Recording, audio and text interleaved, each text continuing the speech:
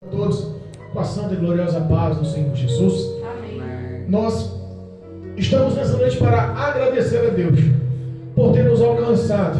Glória a Deus. Estamos nessa noite para agradecer a Deus por ter aberto as nossas visões espirituais. Amém. Sabemos o que é certo, sabemos o que é errado, e é justamente sobre esse tópico que Deus colocará no meu coração.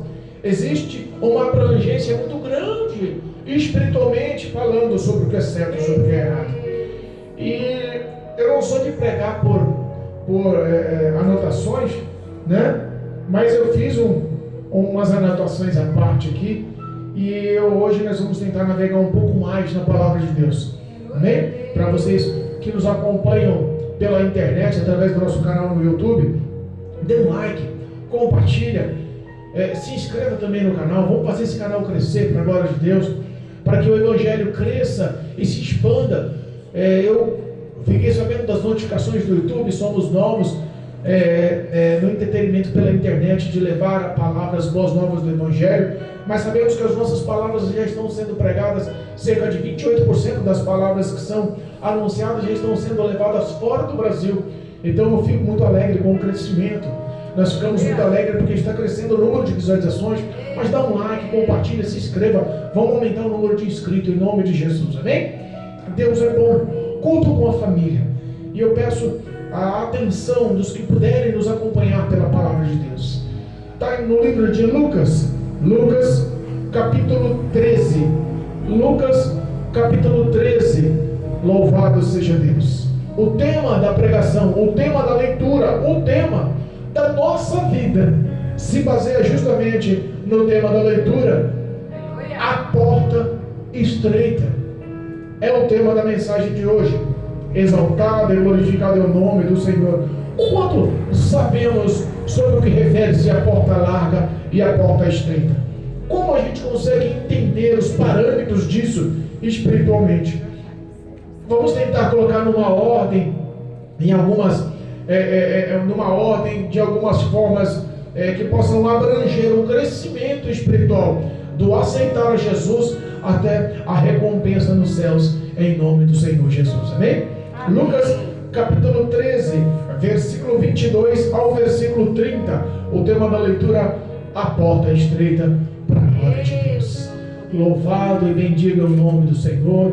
Deus tem nos abençoado, Deus tem nos provido de graça, Deus tem nos provido de unção, de virtude. A sabedoria do Senhor tem nos preenchido, não por méritos ou por obras, mas justamente pela graça do Senhor, pelo favor do Senhor.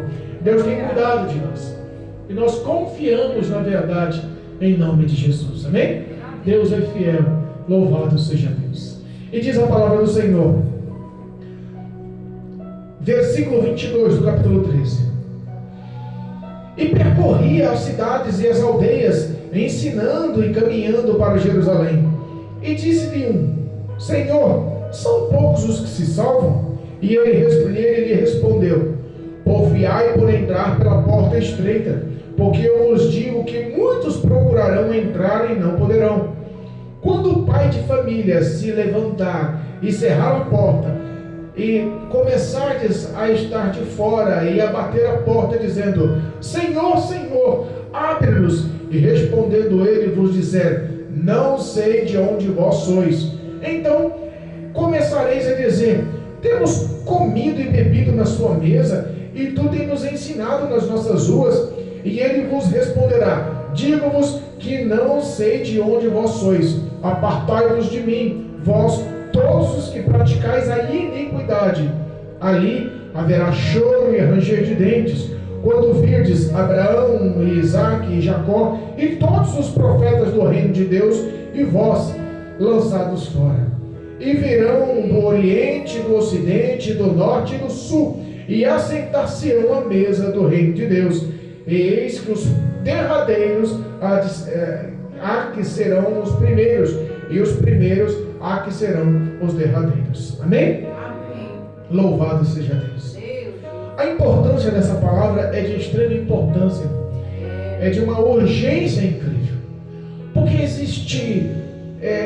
por muitos tempos existiu um ato litúrgico extremamente fácil de adaptação, mas parece que hoje se modernizou tanto que complicou-se a palavra ser cristão, ser seguidor de Cristo, ser filho de Deus através de Cristo como Senhor e Salvador. Quando Cristo ele vem ensinando a multidão, ele vem desde lá do capítulo 10 de Lucas com os seus discípulos, ele vem ensinando, e a gente sabe que em meio aos ensinamentos tinha uma grande multidão que esperava milagres e uma grande multidão também de pessoas desconfiadas, procurando falhas, tentando encontrar alguma coisa que pudesse denegrir a Cristo, e também os fariseus, os escribas, os doutores da lei, que procuravam de algum jeito tentar envergonhar ao Senhor com palavras ou petições. Nós pregamos aqui na última quinta-feira justamente sobre o rico insensato, no capítulo 12 de Lucas, e foi justamente sobre esse mesmo sermão que continuou essa parábola, e Cristo chegou a esse tópico sobre a porta estreita. Amém? A Bíblia fala que no ensinamento que ele vinha dando, com a multidão ao redor dele, ele tinha feito os milagres, curado as pessoas, feito através de histórias e parábolas a compreensão de muitos abrirem, mas percorrendo das cidades da Galileia para Jerusalém, ele vinha em todas as aldeias, em todos os caminhos, lá ao redor da Galileia, até chegar em Jerusalém, existia um total de mais de 200 aldeias, mais de 200 cidades, mais de 200 povos, era muita gente. E ele vinha anunciando, porque o ministério de Cristo era isso, era anunciar o reino dos céus, era levar ao enfermo a cura, era levar ao atormentado a libertação, era levar o poder da palavra para engrandecimento do homem na presença de Deus. Só que no meio dessa caminhada, levanta-se um homem, levanta-se um destaque que chama a atenção do Senhor em uma pergunta. Quando a pergunta é válida, Jesus dava atenção. Quando era uma pergunta sóbria, que levaria proveito aos demais, Jesus dava atenção. E é justamente essa atenção que Ele está nos dando hoje. A atenção de uma pergunta que muitas das vezes fazemos e não conseguimos uma resposta clara, e não conseguimos uma resposta nítida, e sempre tem dúvida no coração de muitos. Levanta um e pergunta: Senhor, são poucas as pessoas que vão se salvar? Porque por tudo que o Senhor, esse foi o intuito da pergunta, por tudo que o Senhor já nos ensinou, desde o início do ministério, desde aquele sermão lá na montanha, que mais de 5.000 homens estavam lá, sentados, ouvindo, fora as mulheres e crianças, o Senhor começou a ensinar, e agora entrou no outro ensinamento, o ensinamento de confronto, e a gente vê que as suas palavras são difíceis de seguir, porque o Senhor mostra que no mundo de aflições que nós vivemos, de perseguições, de injustiças, de dores, o Senhor mostra um amor que nós não conseguimos enxergar. O Senhor mostra o ato de pagar o mal com o bem, coisa que isso nunca foi pregado. O Senhor mostra o ato de perdoar os nossos inimigos, coisa que isso nunca foi expresso.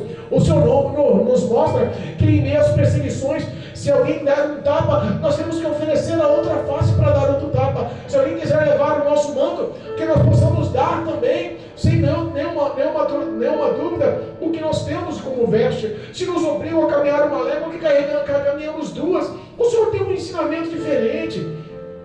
E é difícil nós entendermos e compreendermos verdadeiramente o que é seguir o Senhor. Então explica para mim, porque até agora eu ouvi muito, mas compreendi pouco. Vai ser poucas pessoas que vão entrar no reino dos céus, poucas as pessoas vão ser salvas, poucas as pessoas vão encontrar a presença de Deus na vida eterna. Esse era o núcleo da pergunta. Eu ouvi muito, mas tenho muitas dúvidas, eu não compreendi tudo, me explica. E aí o Senhor ouviu aquela oportunidade, um ponto ao qual Ele podia abrir os olhos e o entendimento de muitos. Quem tem dúvida, muitas vezes tem pessoas na igreja com 2, 3, 4, 5 anos, 10, 15, 20, 30 anos, que se você perguntar para ele qual é a caminhada a ponto de agradarmos ao Senhor e sermos salvos, muitos não sabem. Do início ao fim, muitos têm dúvida. E eu tentei fazer um esforço para que possamos compreender parte disso, porque é muito mais do que isso. O amor de Deus é indescritível, e essa história, ela vem com base no amor, ela vem com base no amor de Deus, amém? E Jesus cata e responde para ele, olha só. Ele pergunta, Senhor, são poucas as pessoas que no meio de tudo isso vão acabar se salvando? Jesus lhe responde através de uma história, de uma parábola, dizendo, olha, porfiai, tenha atenção, tenha foco, mérito, tenha estratégia, destreza de entrar pela porta estreita. Se dedique a entrar pela porta estreita. Porfiai por entrar pela porta estreita, porque eu vos digo que muitos procurarão entrar e não poderão. Repara que ele fala num termo futurista, um provérbio futuro. Muitos procurarão, é no futuro, entrar na porta estreita, mas não vão poder, não poderão. Eles poderiam falar, porque muitos procuram entrar e não conseguem. Aí seria num tempo presente e não é verdade. Os caminhos do Senhor, a porta da graça do Senhor, os braços do Senhor estão abertos para acolher todos quanto possam entrar na casa de oração, formular uma aliança, um elo com o Senhor, porque geralmente procuramos a presença do Senhor só em nossas necessidades. A nossa carne que grita nesse trajeto. Não é incomum, não é que nós sejamos cristãos e temos a visão aberta, que possamos criticar as pessoas que chegam na igreja através das necessidades. Não, isso é comum. Todos que estão necessitados vêm e Cristo nos ensina que isso é o correto. Cristo nos ensina, todos aqueles que estiverem cansados e sobrecarregados, vinde a mim, que eu vos aliviarei. Ele não faz questão de pessoas, ele não faz acepção de pessoas, ele fala todos, e esse é o primeiro processo. Ele começa a responder, olha, se você entrar pela porta estreita hoje, se mantenha, a porta está aberta, porque futuramente, o que ele quis dizer com isso? O arrebatamento vai acontecer, Jesus vai buscar a sua igreja, e quando o arrebatamento acontecer, imagina aqui, a Bíblia nos ensina que o arrebatamento vai acontecer no abrir e fechar de olhos, que os céus vai se abrir, os céus vai se abrir do oriente ao ocidente, Jesus descerá com os teus anjos nas nuvens e arrebatará. Sabe o que representa a palavra arrebatamento? A palavra arrebatamento, segundo o dicionário Aurélio, representa ser retirado do local à força ou abruptamente. Imagina você ser arrancado com força de onde você está. Seremos arrebatados aos céus. E responda para mim, depois do arrebatamento, quantas pessoas vão cair em si? Senhor, o povo daquela igreja sumiu e eu sabia da verdade e não estava na igreja. O povo daquela igreja sumiu, o meu vizinho, o meu amigo do emprego, o meu parente, eles falaram tanto de Jesus, eu sabia da verdade, eu até fui na igreja muitas vezes, mas nunca me firmei. Ou senão, eu fiquei muitos anos na igreja, mas nunca obedeci. Eu fiquei tanto tempo na igreja, mas nunca larguei os velhos hábitos. Senhor, o arrebatamento aconteceu, quero eu entrar hoje pelo caminho estreito e não vou poder. Porque a porta da graça vai se fechar. A Bíblia fala que quando o arrebatamento acontecer, tudo que é divino, tudo que tem virtude do Espírito de Deus, vai subir. Vai subir. A graça do Senhor, ela vai abranger a todos que estiverem subindo no arrebatamento. Daí em diante vai haver muitas torturas e muitas dificuldades, porque o mal ganhará um espaço, porque o Espírito, o único intercessor entre Deus e o homem, também subirá aos céus. Então ele fala, olha, poucos são os que vão tentar, muitos são que vão tentar, vão tentar entrar por esse caminho, mas não vão poder mais. As portas vão estar fechadas. E ele, para simbolizar esse versículo, ele fala uma historinha. Imagina um pai de família que se levanta, ele vai à sua porta e tranca a sua porta. Ele tranca a sua porta, mas você está por de fora e você quer estar por de dentro da casa. Você sabe que por lá de fora você não tem abrigo, nem sustento, nem sobrevivência. E você sabe que o caminho certo para você viver é dentro. Ele fecha a porta e as pessoas correm nessa historinha que Cristo nos fala. Batem a porta e falam, Senhor, Senhor, abre-nos a porta. E o Senhor fala, eu não vos conheço. Meu Deus, é forte. Talvez essa seja a palavra mais dura da Bíblia. Talvez seja a palavra mais forte da Bíblia. O ato de você não ser conhecido pelo próprio Deus. Porque pessoas, Maurício, não vão ser, essas pessoas não é que vão ser conhecidas só os que estão dentro da igreja. Muitos que estão dentro da igreja também não vão ser conhecidos por Deus. E os que estão lá fora, mesmo tendo conhecimento, por estar afastados ou não, mesmo sabendo da verdade, também não vão ser vistos ou conhecidos por Deus. E ele questionam, mas Senhor, como o Senhor não me conhece, Senhor? Eu participei, eu comi e bebi na tua mesa. O Senhor nos ensinou em nossas ruas. E é o que acontece hoje. Muitas pessoas visitam a igreja, muitas pessoas participam dos cultos, mas não querem compromisso de mudança. E ele fala, olha, mas o Senhor nos ensinou em nossas ruas, em nossas casas, em nosso lar. Hoje, o meio de informação que nos leva, o meio de transporte, para a palavra que é levado hoje através das mídias, é muito intenso. Não há local que a internet, não há local que as televisões, que os rádios não alcancem hoje na face da terra. Então, são poucos os locais que as pessoas não têm acesso, pouquíssimos locais no mundo que não têm acesso, e mesmo os locais que não têm acesso ao poder da palavra de Deus, tem missionários que estão pagando o preço com a vida para levar o poder desse evangelho, porque a Bíblia diz que quando todos sobre a face da terra tiverem o conhecimento do amor de Cristo entregue na cruz do Calvário, por meus pecados para nos levar para os céus, por teus pecados para nos levar para o céu, aí sim o fim virá. Então existe essa parábola ao qual o Senhor fala e eles não entendem. Mas ele explica, olha, eu não vos conheço, porque vocês, por mais que estiverem ao meu lado, não abandonaram o velho eu, a prática do pecado e da iniquidade. Fez um bloqueio entre nós dois. Não é que eu não te vi, eu te vi muitas vezes, mas eu não te conheço, porque eu não tenho intimidade com você. Eu não te conheço, porque eu nunca me relacionei com você. Você só conhece a pessoa quando você se relaciona. Quantas pessoas passam na nossa frente e nos cumprimentam na hora do culto? Quantas pessoas se agradam da ministração, dos louvores, passam à frente da igreja e nos acenam, nos cumprimentando, e às vezes nós olhamos e tentamos lembrar da pessoa, mas nós só reconhecemos ela. Nós cumprimentamos por educação, mas nós não conhecemos ela. Elas podem nos conhecer e dizer, eu sei onde aquele pastor mora, eu sei onde a esposa do pastor mora, eu sei onde eles congregam, eu sei que eles são cristãos, mas eles não conhecem a gente como a gente não conhece eles. Por muito tempo, nós começamos um relacionamento comigo, o Marcelo, como vizinho aqui na frente. Se a gente só passasse 5, 10, 15, 20 anos, nós vamos para 20 anos morando nessa casa. E se nesses 20 anos eu só cumprimentasse o Marcelo, bom dia, boa tarde, boa noite, e não tivesse relacionamento com o Marcelo, e alguém perguntasse, você conhece o Marcelo? Eu conheço o Marcelo de vista, mas eu não tenho intimidade com o Marcelo. Mas isso não acontece porque eu e o Marcelo formulamos relacionamento, brincamos e formulamos intimidade. Ele conhece a minha casa, eu conheço a casa dele, formou uma certa amizade, e é isso que Cristo fala, eu não vos conheço porque nós não temos relacionamento e nem intimidade.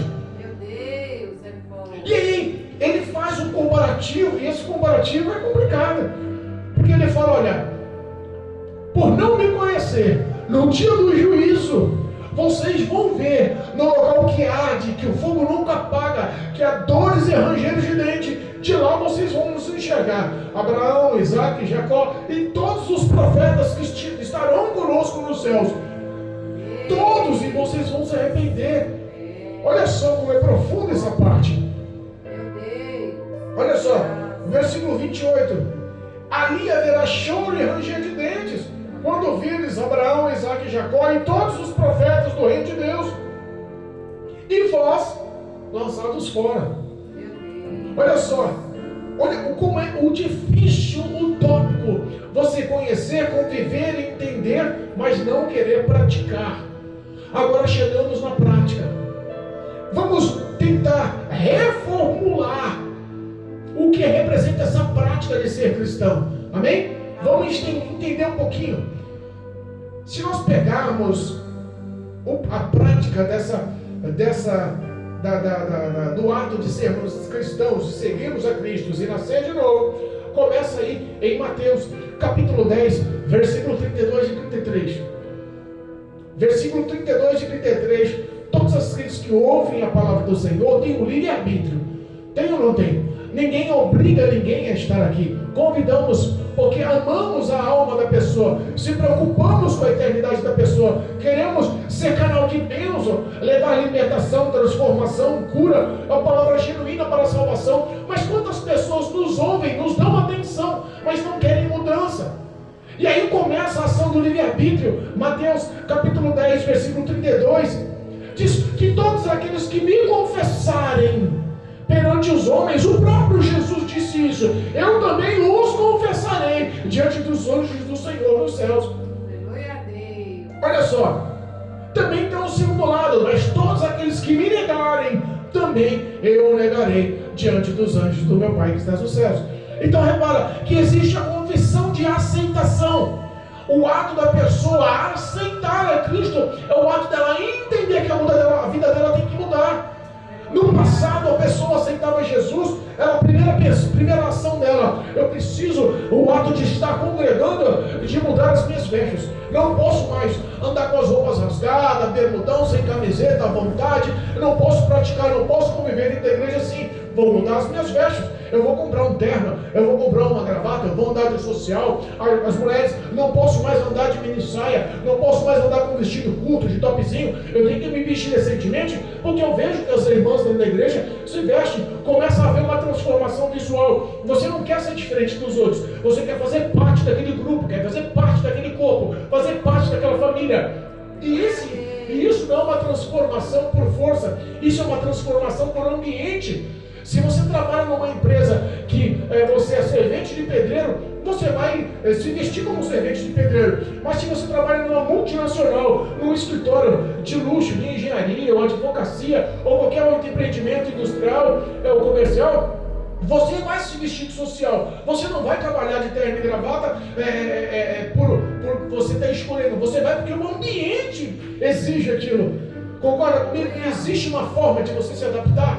Então, era justamente isso, o ato da pessoa aceitar Cristo. Ela queria fazer parte, como todos faziam parte, com santidade, com verdade. E havia uma mudança, não só nas vestes, mas no comportamento, no linguajar, no ato de se expressar. E ela também ganhava a rotina de orar, de jejuar e de ler e meditar a palavra. A vida dela começava a ser modelada. A confissão é um ato extremamente necessário para a vida do homem, para se tornar um homem que segue o Senhor, um homem salvo no Senhor, um homem que tem o nome escrito no livro da vida, que houve uma salvação, uma transformação. O segundo passo é justamente o ato de renúncia.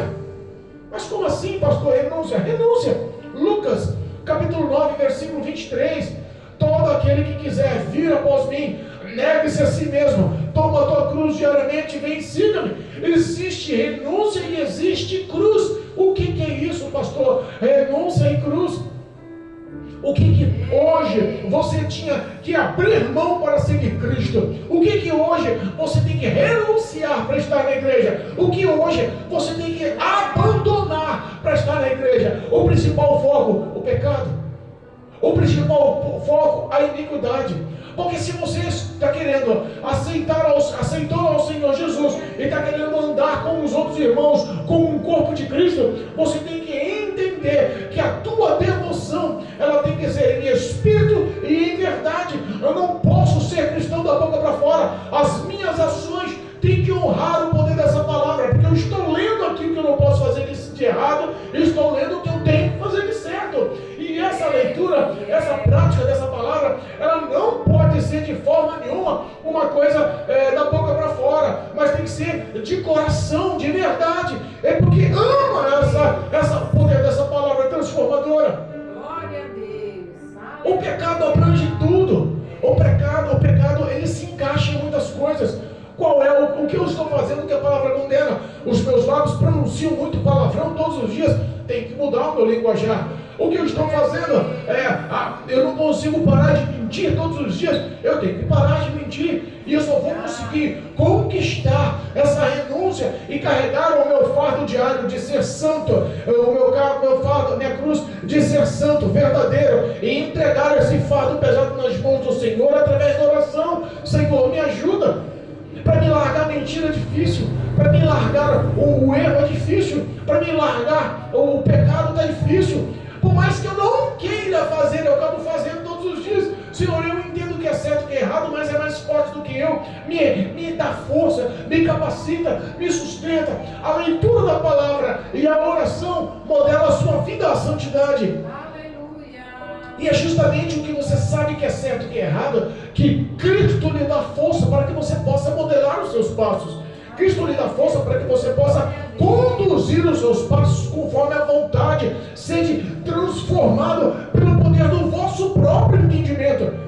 É você mesmo que tem que fazer uma autoanálise e falar e analisar: Senhor, mas a Bíblia condena a prostituição, e eu vivia andando na casa da luz vermelha lá, eu não posso mais andar naquele espaço lá. Senhor, a Bíblia condena que se eu destruir o meu organismo, que é o meu corpo, que é templo do teu Espírito Santo, morada do teu Espírito Santo, casa do teu Espírito Santo, o Senhor também vai destruir aquele que destrói o templo. Eu não posso ser destruído pelo Senhor. Eu quero te agradar e não te magoar. E o que destrói o meu templo? O que destrói o meu corpo? O que destrói a minha saúde?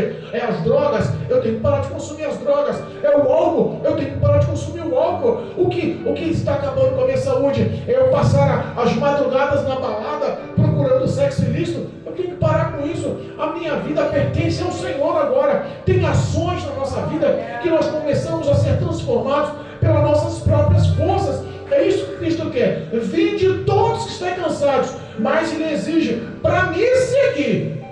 O ato de vir a Cristo é o ato de nascer de novo, mas o ato de entrar nos céus é o ato de nascer da água e do Espírito, como Ele diz a Nicodemos. É preciso nascer da água e do Espírito para que você possa entrar no reino dos céus. É da mesma forma, existe uma cruz diária. A renúncia entendemos, mas a cruz diária começa a apertar um pouco. Ser cristão não é fácil, ser cristão é difícil, ser cristão é complicado. E justamente essa cruz diária é a primeira ação do diabo para saber se você realmente está nos caminhos do Senhor ou não, para saber se realmente você está sendo fiel ao que você está ouvindo e querendo viver e praticar, porque o diabo vai começar a tentar. Você sabe que Jesus, o Senhor e Salvador, vindo dos céus, foi tentado, porque nós não podemos ser tentados. Jesus foi tentado no deserto, porque o Espírito de Deus o conduziu lá para ser tentado. Ele tinha que ser aprovado por Deus, por isso Deus bota-nos em provas. E quando fala em reconhecimento, porque você fez a renúncia, e depois você acaba sendo entendendo o que é carregar a cruz. O carregar a cruz é o reconhecimento. O carregar a cruz é saber, a partir de agora, que as influências do mal se tornem em sua vida uma batalha espiritual. Porque o diabo não vai ficar sossegado em saber que ele perdeu uma alma para os céus. Ele vai tentar lutar contra isso. Ele vai tentar batalhar contra você. Ele vai tentar matar, roubar e destruir. Essa é a verdade do Evangelho, do Evangelho de Cristo, denunciando, desmascarando as ações do diabo. Muitos não querem mais ouvir falar sobre a palavra do diabo, sobre perseguição, sobre destruição.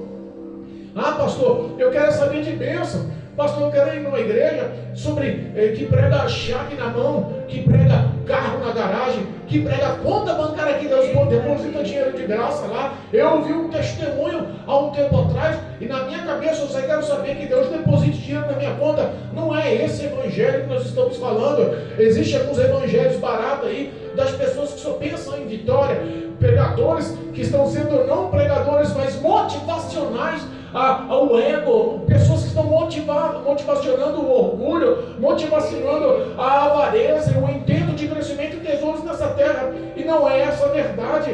A verdade do Evangelho está lá em Efésios capítulo 2. Vamos ler, eu estou falando, mas eu quero ler com os irmãos também. Efésios capítulo 2. Louvado seja Deus, exaltado e bendito é o nome do Senhor. Quando a gente fala que existe sim um reconhecimento, e o reconhecimento é carregar a cruz, está aqui em Efésios capítulo 2, versículo 1. E vos vivificou, estando vós ainda mortos em ofensas e pecados.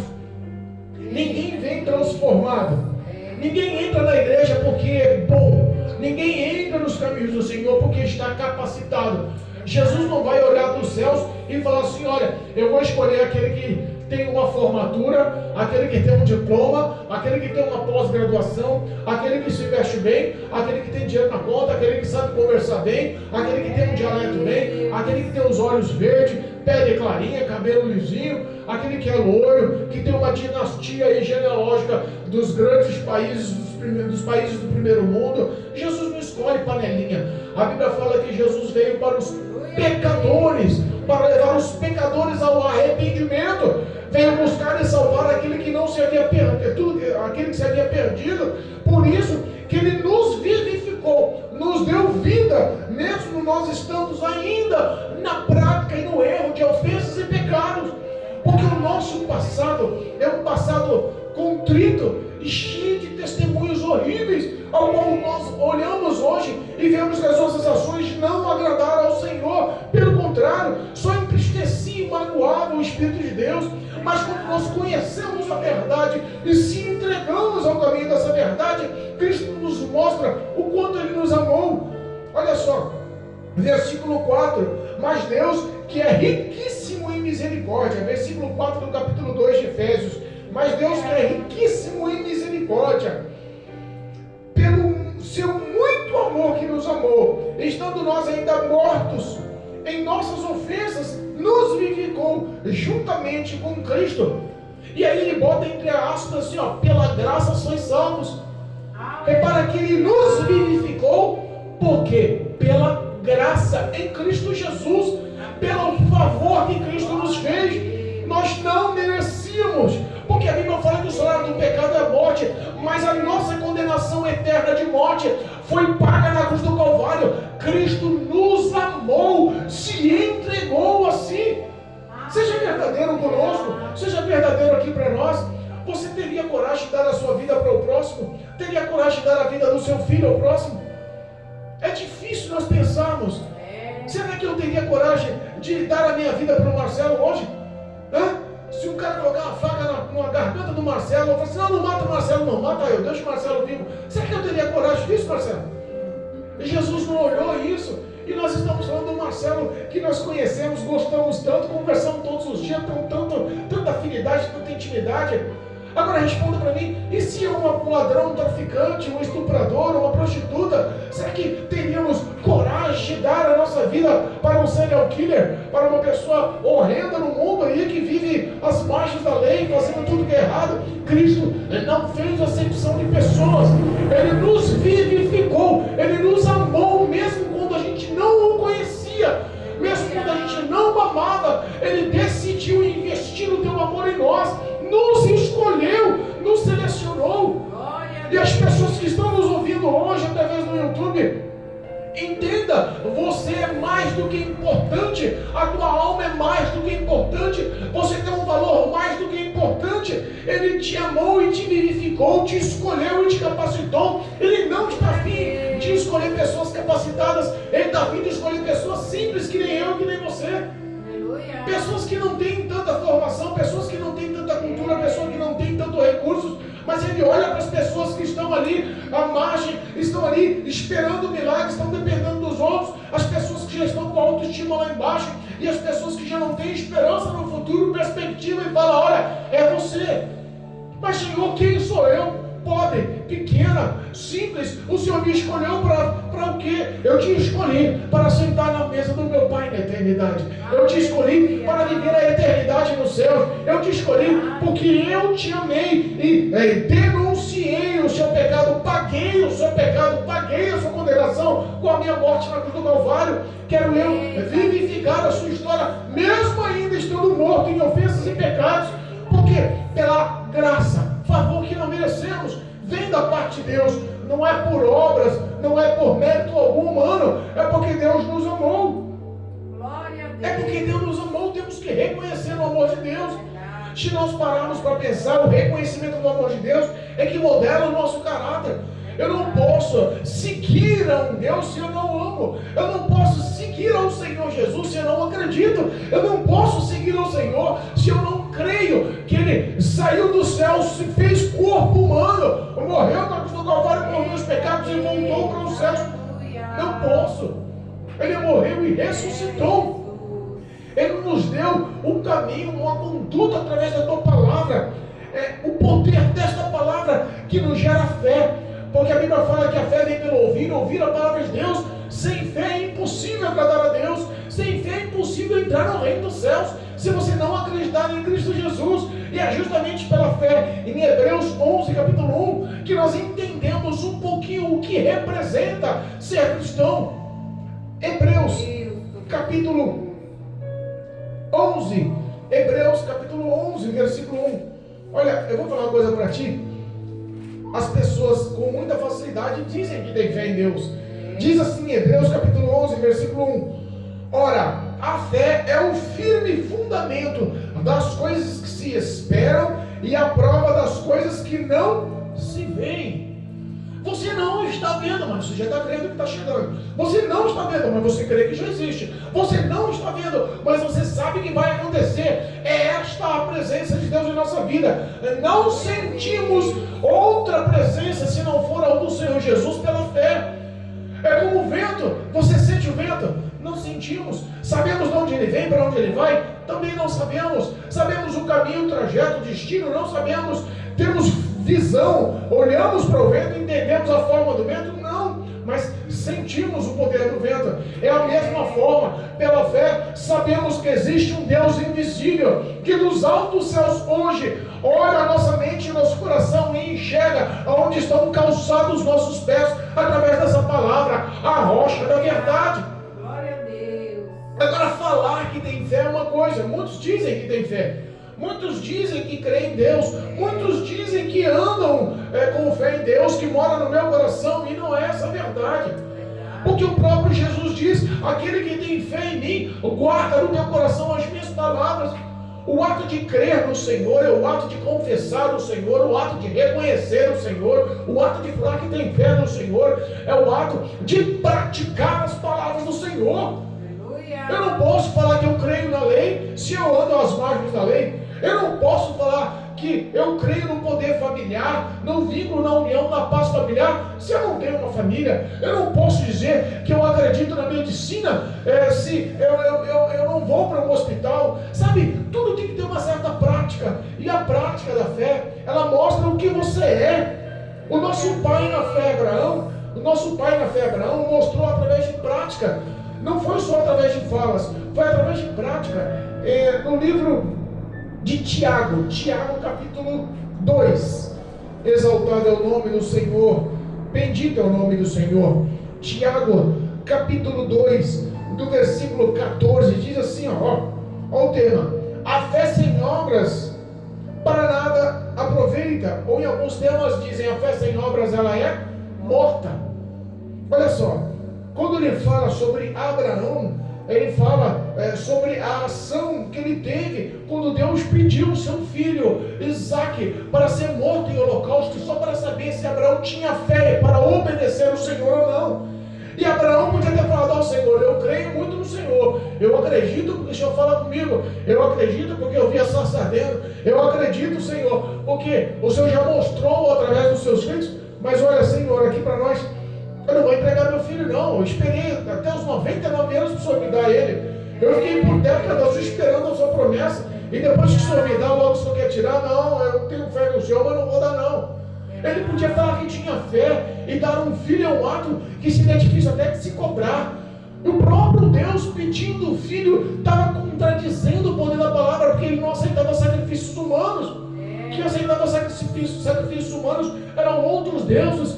Abraão poderia contestar todas as ações, mas ele decidiu por fé obedecer.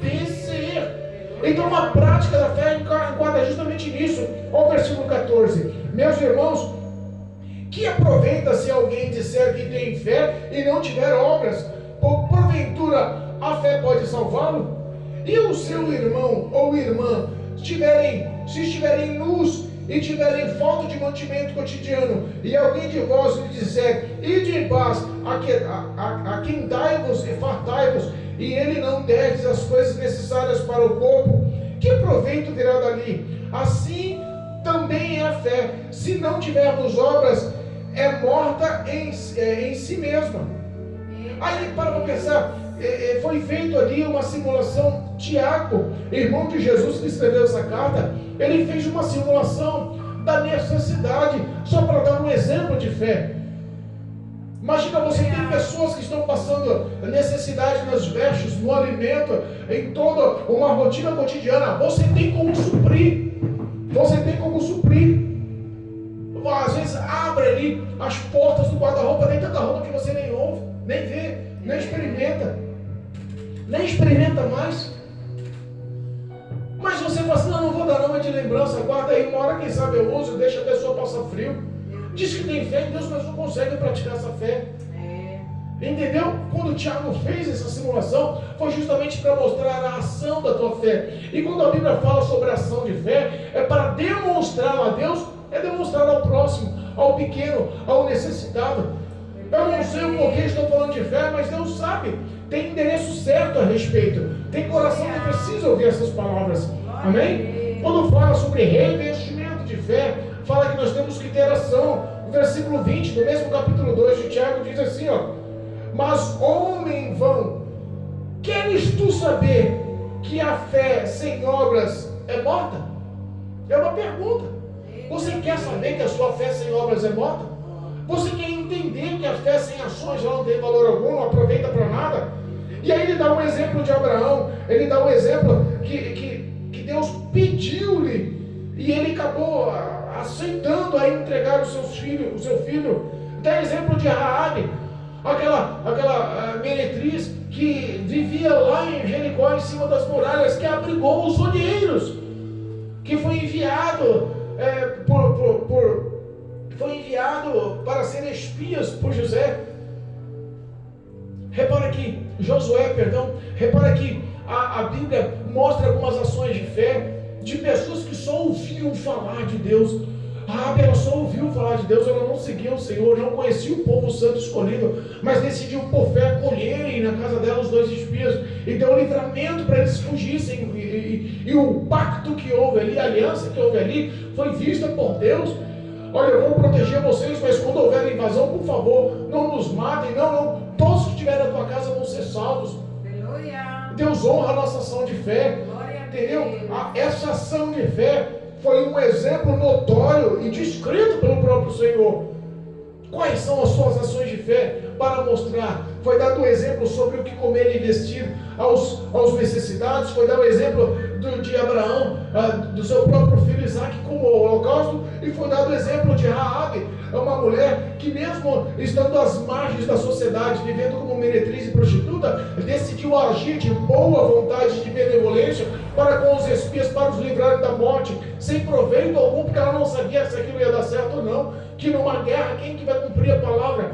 Ela, por fé, acreditou que Deus estava ouvindo ela. Quais são as nossas ações de fé para termos o reconhecimento disso? A nossa fé, tendo obras, ela acaba sendo alimentada por Deus, ela acaba sendo instruída por Deus, porque quando você começa a ter ação de fé, o diabo que quis te tentar para saber se você é crente ou não, ele vai começar a tentar manipular a situação para mostrar os seus prazeres. Ele tem fé, mas eu vou estimular os desejos do pecado dele para ver que ele se isola de Deus. Eu vou estimular os desejos da carne dele para saber se ele vai se manter firme na presença de Deus ou não. E ali entra a guerra entre a carne e o espírito. A carne e o espírito está lá em Gálatas. Olha só, o diabo ele não vai parar. Gálatas capítulo 5, do versículo 16 em diante diz, olha só, o diabo não vai parar, irmãos. Entenda, o diabo ele é persistente. Ele não vai parar enquanto ele tentar de todas as formas. Mas a Bíblia nos ensina que tem uma hora que tem um limite. Resistir, sujeitai-vos ao Senhor, resistir firme na fé, e o vosso inimigo fugirá de vós. Vai ter uma hora que a glória do Senhor vai resplandecer sobre a tua vida. Aleluia. Que todas essas provações permitidas por Deus vão servir para te alicerçar e mudar a sua vida. Gálatas capítulo 5, versículo 16 diz assim, ó: digo, porém, andai em espírito e não cumprireis a concupiscência da carne. Para pensar, o que é andar em espírito? O que é andar em espírito? É você entender que que os desejos do teu coração, os desejos da tua mente, muitas das vezes são corruptos, eles acabam te levando para os caminhos maus. Quantas vezes um charminho de uma mulher que você não conhece, uma olhada, uma piscada, um sorriso, faz a sua mente perder o foco de Cristo? Mas pastor, isso não acontece comigo não, eu sou homem de Deus. Cuidado, a carne é fraca, às vezes o Espírito está preparado, mas a carne é fraca. Às vezes o enlaço, o diabo vai trabalhar naquilo que foi a tua fraqueza. Para alguns, o flash de uma mulher na rua não vai ter tanta eloquência, mas um cigarro de maconha para aquele que vem do vício vai ter uma força muito maior. Para outros, uma rodinha de zombadores, alguns fazem o sarro e vivem na balada, para você vai ser muito mais difícil de resistir do que outros. Então o diabo sempre vai lutar na sua fraqueza. A mentira, o ódio, a prostituição, o engano, o roubo. Quantas coisas o diabo usa para tentar te aprisionar. Essa luta é uma luta psicológica, é uma luta espiritual, a qual você pode vencer por Cristo Jesus. Está dizendo, andar em espírito. O que é andar em espírito e não conforme os seus pensamentos que induzem os seus desejos carnais?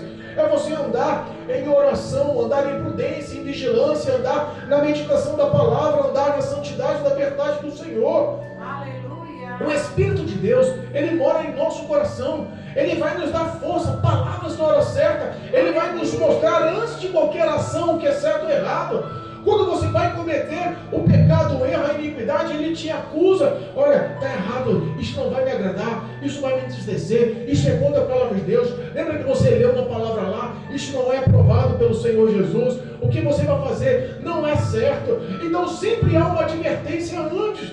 E quando você começa a se autocorrigir, a sua carne e os seus desejos se enfraquecem. Glória a Deus. O versículo 22 do mesmo capítulo 5 de Gálatas fala sobre a ação de Deus através dessa purificação. Quando você começa a renunciar às concupiscências da carne e andar conforme o Espírito de Deus, o Espírito de Deus começa a preencher o teu coração com caridade, com gozo, com paz, longanimidade, benignidade, bondade, fé, mansidão, temperança. Olha quanta coisa começa a surgir na gente. De repente eu começo a sentir prazer em fazer o bem. De repente eu já não minto mais. E além de não mentir, eu quero abençoar a pessoa. De repente eu não consigo mais ver a necessidade das pessoas que estão à minha frente. E eu começo a me doar. Não, eu tenho lá um tênis a mais. Eu vou botar um tênis no pé desse rapaz. Eu tenho dois e ele não tem nenhum. Vamos dividir. De repente, a barriga do cara está roncando, está pedindo alguma coisa para comer. Não, vamos fazer uma cesta básica para esse homem. Ele tem filho, ele tem esposa, ele está passando necessidade. Quantas vezes nós ajudamos aqui a compra de um gás? Pode me arrumar alguma coisa, acabou o gás, eu dou uma semana sem. Não, dá uns 120 reais, vai comprar o seu gás, não fica sem gás não, em nome de Jesus.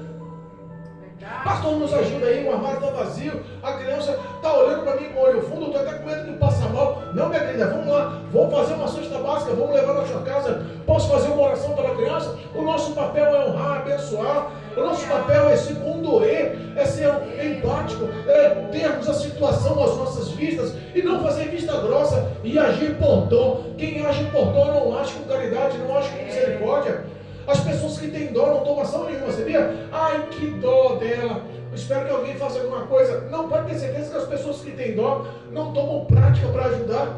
Já reparou isso ou não? É isso que Deus está falando, que as ações do Espírito Santo mudam a vida do homem.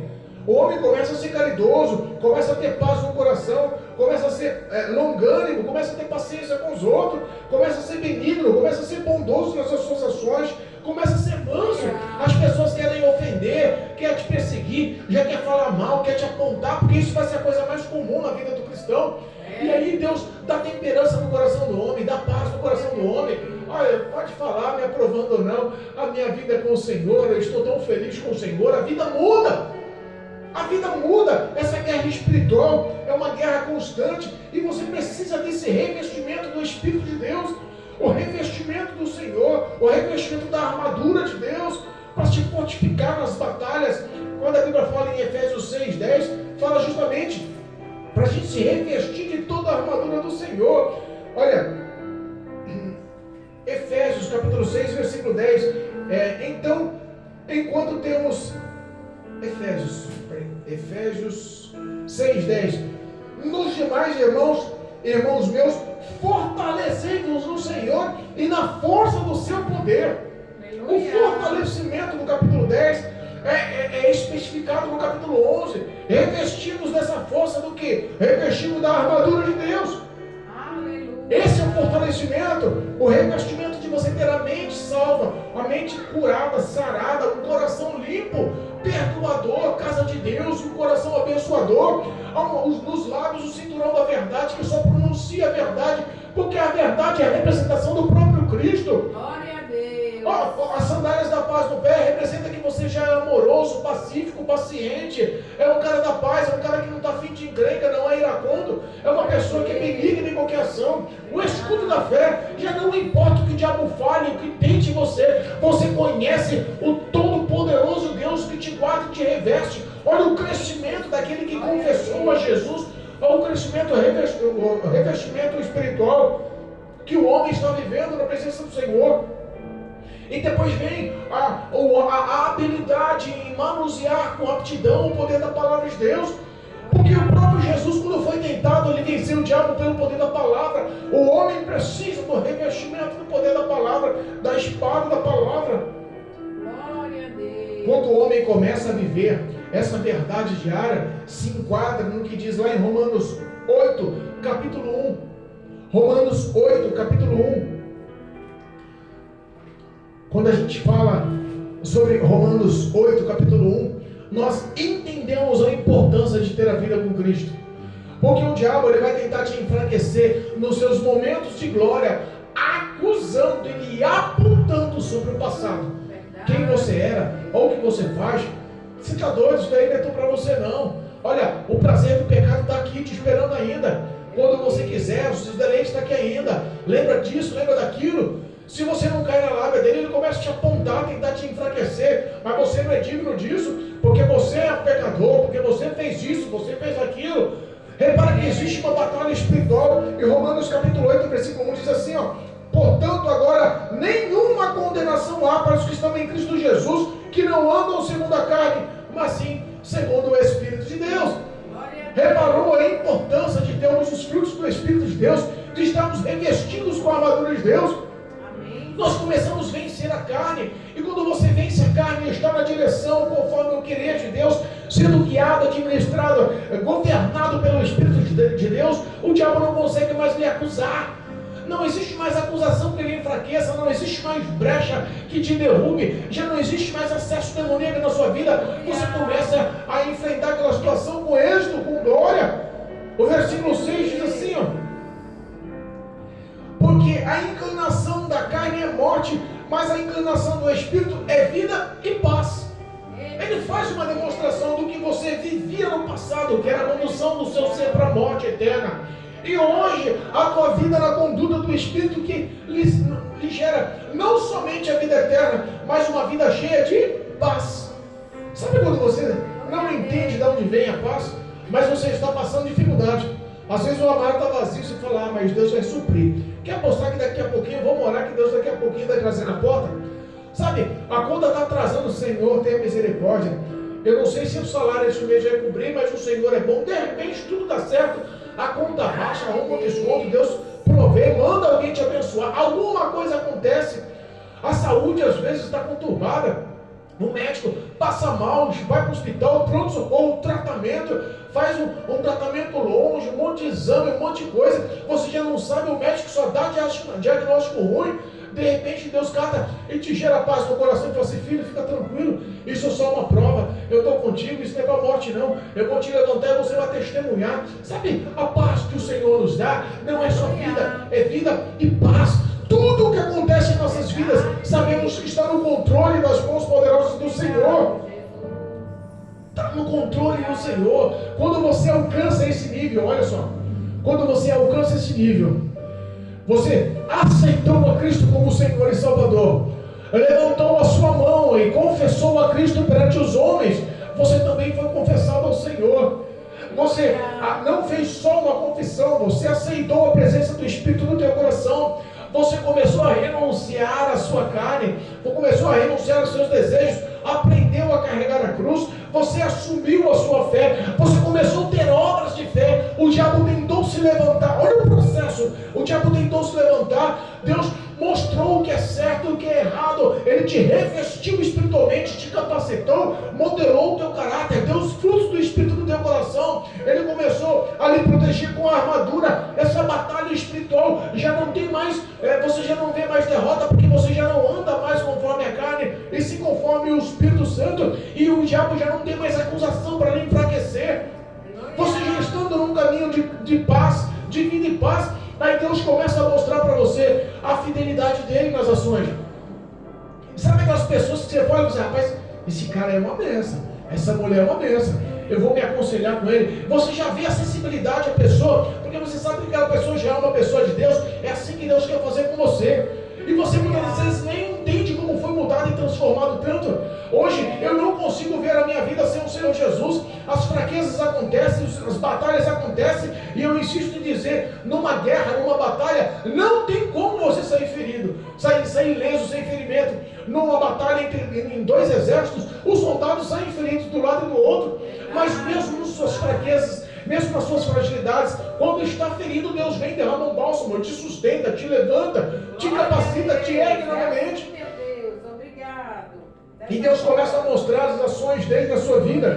E a principal ação dele na sua vida é justamente o que está dizendo aqui em Filipenses capítulo 1, versículo 6.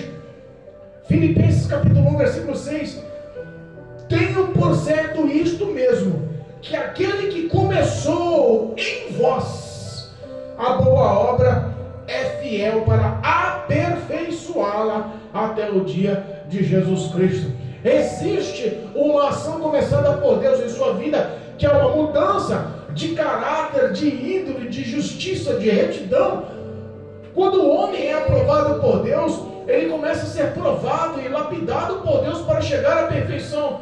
E a Bíblia fala que Deus é fiel. Deus nunca lhe abandonou, nunca te deixou na mão, nunca te deixou frustrado, nunca te deixou decepcionado. Ele sempre esteve ali ao seu lado, permanece fiel. Mas pastor, muitas vezes nem eu sou fiel com Deus, mas mesmo na tua infidelidade Ele permanece fiel com você. Ele honra o poder da palavra dele, Ele não volta atrás do seu amor. Aquele que começou uma boa obra, aquele que te chamou por filho, aquele que te lavou, remiu, santificou, trocou as suas vestes, segurou em suas mãos, te revestiu com armadura, lhe deu um coração novo, os frutos do Espírito, boas obras, amor ao próximo. Ele é fiel para aperfeiçoar, para que os frutos, os dons, os sinais dele surjam na sua vida. Você não está só. Ele é fiel para aperfeiçoar até o dia de Jesus Cristo. Qual é o dia de Jesus Cristo? O dia de Jesus Cristo é justamente a nossa recompensa. Aleluia. O dia de Jesus Cristo é justamente a promessa que Ele nos fez. Qual foi a promessa? Ou qual é a promessa que Ele nos fez, que arde em nossos corações todo dia? Vou para o meu Pai, mas eu volto para te buscar. João 14. João 14. Versículo 1. Vamos ler João 14? João 14. Versículo 1. Eu vou para o meu Pai. Olha, entenda, você não está só não. Eu vou para o meu Pai, mas você não está só. Eu vou voltar. Versículo 1, João 14. Não se turbe vosso coração.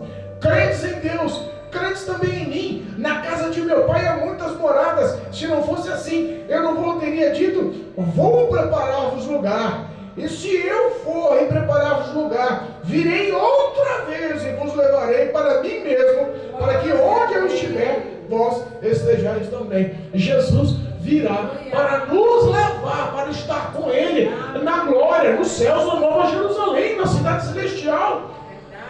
É esse arrebatamento que Jesus nos fala, é essa esperança, é essa promessa que Ele nos dá, é essa a força da nossa fé, é a nossa alegria. E às vezes não é só a recompensa física nos céus, é a presença de Deus que suprime, que supera a presença dos céus. Jesus é a nossa fonte de vida, onde quer que Ele esteja, que nós possamos estar também. Uma vez eu fiz uma pergunta, um rapaz falando tanto do céu, tanto do inferno, tanto do céu, tanto do inferno, tanto do céu, tanto do inferno. Eu falei, rapaz, você quer ir para o céu porque tem medo do inferno? Ele falou assim, pastor, a verdade é essa, eu não quero ir para o inferno, eu tenho mais medo do inferno do que... Eu prefiro ir para o céu porque eu tenho medo do inferno. Mas responde para mim, Jesus está falando que Ele vai buscar a tua igreja, para onde Ele estiver, você está com Ele. E se Ele estiver inferno. Se decidisse mudar para o inferno. Mas você quer saber da coisa? Eu cansei do céu. Que eu vou mudar o inferno lá. Vou apagar aquele fogo. Vou fazer toda aquela tormenta em paz. Porque Deus tem poder para fazer. E eu quero que você esteja comigo no inferno. É isso que Cristo está dizendo. Que a soberania do amor e da graça dele supera os nossos pensamentos e entendimentos. Ele nos promete vir nos buscar. Para onde quer que nós possamos estar, estaremos com Ele em sua glória. E a vontade de Deus em nossas vidas é sempre boa, perfeita e agradável. Não há outro caminho que nos induza a tanta paz e vida como o caminho de Jesus, como o caminho da verdade que Cristo. Essa recompensa dada por Deus, ela é notória, ela é bonita, ela é entusiasmada lá em Apocalipse. Apocalipse capítulo 21. Vamos lá, ler em Apocalipse. Apocalipse capítulo 21, para a glória de Deus. Já estou encerrando. Em nome de Jesus. Apocalipse capítulo 21. Diz assim, ó, o tema: o novo céu e a nova terra. Vale a pena esperar ao arrebatamento? Vale a pena ser fiel? Vale a pena obedecer? Vale a pena amar? Vale a pena? Olha só o que João descreve em Apocalipse: e viu um novo céu e uma nova terra, porque já o primeiro céu e a primeira terra passaram, e o mar já não existe. E eu, João, vi a santa cidade, a nova Jerusalém, que de Deus descia dos céus, adereçada como uma esposa ataviada para o seu marido. E ouvi uma voz do céu que dizia: eis aqui o tabernáculo de Deus com os homens, pois com eles habitará, e eles serão o seu povo, e o mesmo Deus estará com eles, e será o seu Deus. E Deus limpará dos olhos toda lágrima, e não haverá mais morte, nem pranto, nem clamor, nem dor, porque já as primeiras coisas são passadas. E o que estava sentado sobre o trono disse: eis que faço nova todas as coisas. E disse-me: escreve, porque essas palavras são verdadeiras e fiéis. Deus vai preparar. Nós cremos, somos escolhidos. Não estamos aqui sentados ouvindo nessa noite fria uma palavra à toa. Essa palavra, ela vai gerar no teu coração a esperança de vivermos uma vida na presença do Senhor, sendo Ele o nosso Deus. E ali nos céus, a nova Jerusalém, a Bíblia fala que nós não teremos mais morte. A morte não vai mais fazer parte da vida da gente. Não teremos mais medo da morte. Não vai haver cemitério, não vai haver resgate, não vai haver pronto-socorro, não vai haver emergência, não vai haver mais momento de pranto, de dor, de clamor. Não vão mais viver essa situação dessa carne imperecível. Tudo que a nossa carne sente, dor, angústia, mágoa, tristeza, tudo que nós sentimos, não vai existir mais. Todas as coisas o Senhor se faz nova. E dos nossos olhos, diz a palavra que o Senhor Deus enxugará toda lágrima. Haverá gozo, paz, alegria. O Senhor tem preparado para nossas vidas o que é de especial nos céus. O que é de especial nos céus? Eu creio, meu Deus. Essas palavras são verdadeiras e fiéis. Amém, Jesus. Não é um conto de fada.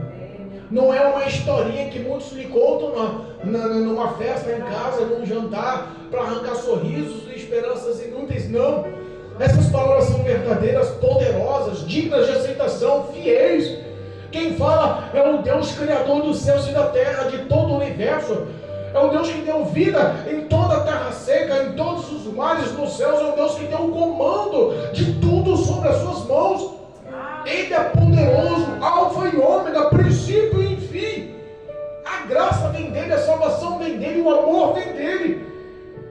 Mas em contrapartida existe também o juízo final. Eita Deus, é forte. Último tópico para darmos encerramento. E já estamos nele aberto. Apocalipse capítulo 20. Apocalipse capítulo 20. Versículo 11 em diante. O tema: o juízo final. Eita Deus. O juízo final. É esse o acerto de contas que tantos falamos. É esse o olho no olho que tantos falamos. É isso que nós tentamos enfatizar para o ser humano, para que crie temor e tremor, para que foque os seus passos na conversão do que é errado para o que é certo. para as pessoas que sabem que sua conduta não agrada a Deus, magoa e entristece o coração de Deus e mesmo assim continuam a prática da iniquidade. Existe um acerto de contas, é esse o acerto de contas.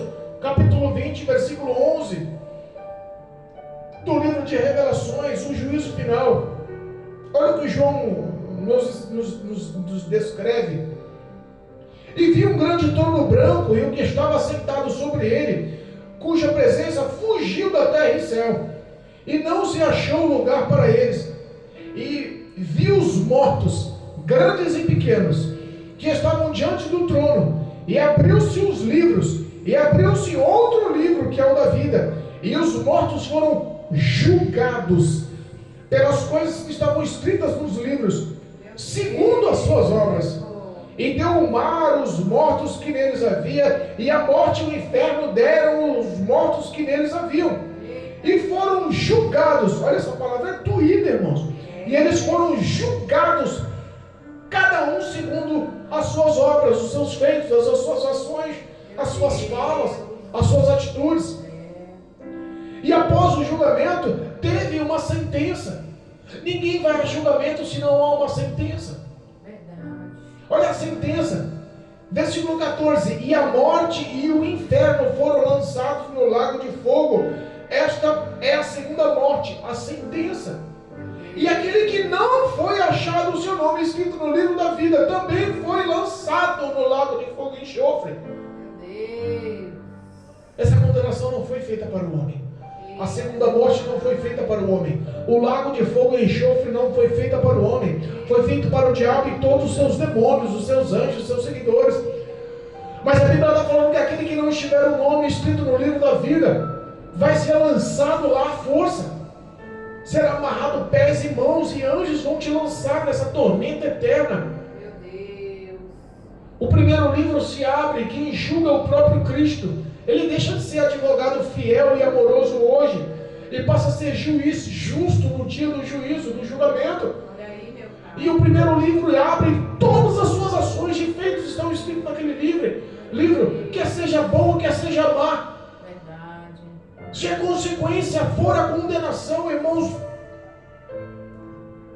arrependa-se hoje. Aleluia. Arrependa-se hoje em nome de Jesus. Deus Todo-Poderoso. Pessoas que não conseguem orar 10 minutos sem olhar no relógio, acham que essa verdade da oração de olhar no relógio em 10 minutos é porque Deus conhece as suas fraquezas. Não é não. Eita, papai. Muitos querem ser honrados e abençoados, mas não estão a fim de pagar preço. Verdade. Muitos querem ser amados e compreendidos, mas não amam e não querem compreender. Muitos querem ser acolhidos nos braços e ter a honradez devida nos ministérios, mas não sabem o que é honrar nem a sua própria família dentro de casa. Meu Deus. Muitos não sabem o que é se doar ao próximo, honrar ao próximo, se dedicar ao próximo. Muitos não sabem o que é ter uma vida de leitura e meditação na palavra, uma vida de santidade e verdade, uma vida de boas obras, uma vida pacífica, de paz com todos. Não conseguem. Eita, meu pai. Cuidado. O céu é real, a recompensa é real, a glória é real, o amor de Deus é real, mas também o castigo é real, a condenação é real, o inferno é real, a eternidade com dores também é real. Meu Deus, é forte. O resumo Jesus. da aceitação da porta estreita, que foi o tema da leitura, é o resumo da tua vida. Porfiar de entrar pela porta estreita.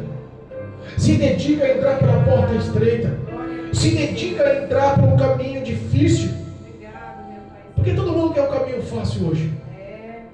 Você está afim de ganhar dinheiro sendo honesto com o trabalho braçal, suando a camisa 8, 9 horas por dia, cansado, com a estrutura doendo? Ou você está afim de ganhar proveito em 5 minutinhos ali e ganhar o dinheiro do mesmo dinheiro que o cara vai ganhar o dia inteiro trabalhando? Eu vou te dar em 5 minutos ali, se fizer um roubo comigo. Meu Deus. As pessoas não estão mais procurando o que é correto, estão procurando as facilidades. Realiza os seus desejos pessoais, realiza todos os seus prazeres pessoais. Isso não tem nada não. Deus é quem fez isso, é para ser praticado mesmo. Não tem nada não. As portas largas estão aí, o diabo está incentivando, ele é o primeiro a te incentivar a pecar. Mas também, quando a situação aperta, é o primeiro a apontar o dedo na tua cara e te acusar. Fez porque quis, agora tem uma consequência. E a consequência da ação do diabo é morte. O salário do pecado e da iniquidade é o afastamento de Deus. Arrependa-se hoje em nome de Jesus. Aprenda a ser cristão em nome de Jesus. Tenha uma vida de verdade com o Senhor em nome de Jesus. O Senhor está prontificado. Aquele que tem ouvidos, ouça o que o Espírito diz ao teu coração essa noite. Amém. Em nome de Jesus. Amém? Amém. Em nome de Jesus. Passamos um pouco do horário.